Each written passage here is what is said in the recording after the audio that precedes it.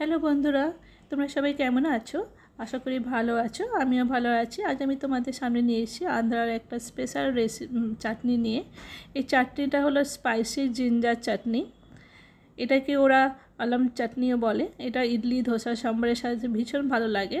তাহলে এই চাটনিটা পুরো দেখা তোমাদের অনুরোধ রইল। আর কেমন লাগে অবশ্যই একটা কমেন্ট বক্সে কমেন্ট করে জানিও। এখানে আমি 2-3 চামচের মতো সর্ষের তেল গরম করে তার মধ্যে 2 চামচের বড় চামচ উড়দ ডাল দিলাম, 10-12টা এখানে শুকনো লঙ্কা দিলাম। আর এটা যেহেতু জিঞ্জার চাটনি, এখানে একটু জিঞ্জারের পরিমাণ একটু বেশি লাগবে, বেশ অনেকটা আদা দিলাম।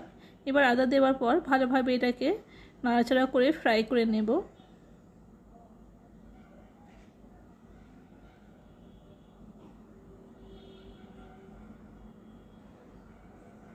ভীষণ চটপটা হয় এই চাটনি।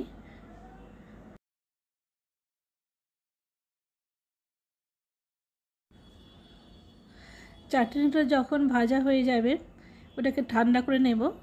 ঠান্ডা করে নেওয়ার পর একটা মিক্সার গ্রাইন্ডারে এটার একটা স্মুথ একটা পেস্ট বানিয়ে নেব। এখন এর মধ্যে আমি দিচ্ছি ইমলির জল, তেঁতুলের জল। তেঁতুলটাকে আমি একটু জলে ভিজিয়ে রেখেছিলাম, সেই জলটা এখানে দিয়ে দিলাম। আর এখানে গুড় দিচ্ছি। এই চাটনিটা গুড় দিয়ে বানাতে হয়, ভীষণ টেস্টি হয়।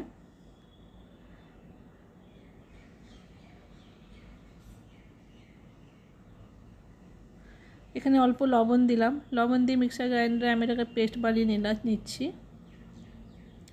এখানে আমার মিক্সার গ্রাইন্ডারে পেস্ট বানানো হয়ে গেছে।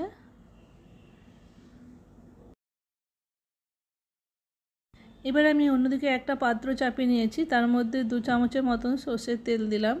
তোমরা চাইলে এখানে হোয়াইট তেলও ব্যবহার করতে পারো। এরপর আমি এখানে 1 স্পুন এখানে কালো সর্ষে দিলাম, রাই দিলাম, আর কয়েকটা কারি পাতা দিলাম, 5-6টা কারি পাতা দিলাম। দিয়ে এটাকে নাড়াচাড়া করে ভেজে নেব। আর এইদিকে চাটনিটা আমি একটা বাটির মধ্যে রেখে দিয়েছি। এবার এই ছকটা আমি এই চাটনির মধ্যে দিয়ে দেব।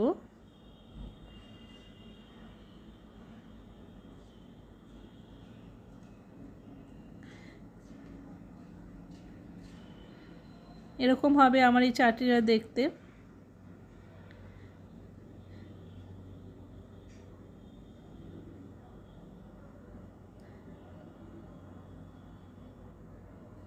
এরপর এটাকে দিয়ে আমি ভালোভাবে মিক্স করে নেব। তোমাদের কেমন লাগলো অবশ্যই কমেন্ট বক্সে কমেন্ট করে জানিও। ওকে, বাই, টেক কেয়ার।